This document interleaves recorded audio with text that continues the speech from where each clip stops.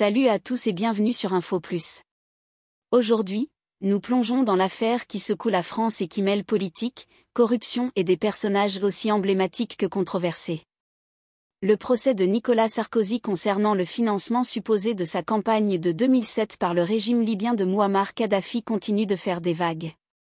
Dans un contexte où les nuages s'amoncellent sur la défense de l'ancien président, ses avocats ont décidé de lancer un coup de théâtre qui pourrait bien changer la donne.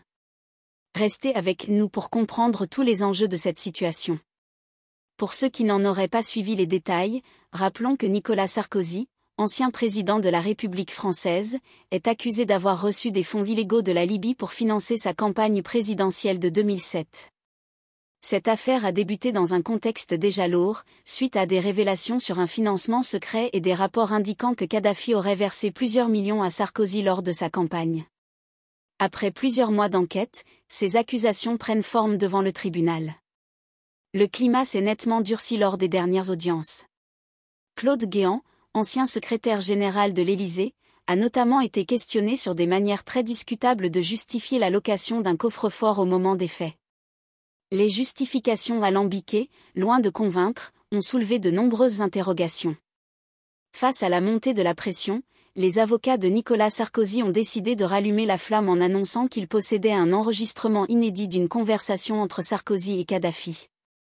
Cet enregistrement, selon leur dire, aurait été transmis par une source anonyme via une messagerie cryptée et pourrait apporter des éléments déterminants au procès. Mais quel est le contenu de cet enregistrement ? Les avocats affirment qu'il pourrait prouver que la Libye n'a pas financé la campagne présidentielle. En effet, il semble que cette conversation serve à déduire que les allégations sur le financement par Kadhafi pourraient être infondées. Cela soulève la question de la crédibilité de la défense, d'autant plus que l'authenticité de l'enregistrement devra être prouvée devant le tribunal.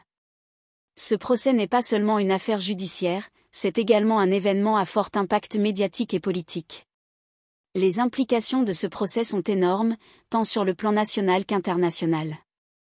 Le témoignage de Kadhafi, bien que décédé, continue de hanter la politique française. Cela remet en question les relations entre la France et la Libye, et par extension, la manière dont les politiques internationales peuvent influencer les élections et les décisions intérieures d'un pays. L'affaire relance également un débat plus large sur la transparence et l'intégrité en politique. La suspicion de financement illégal de campagnes électorales, corruption, et autres affaires de pots de vin est ce qui maintient les citoyens vigilants.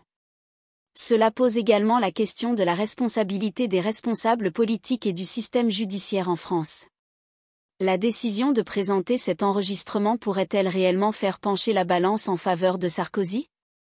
Tout dépendra de l'impact qu'aura cette nouvelle preuve sur le tribunal.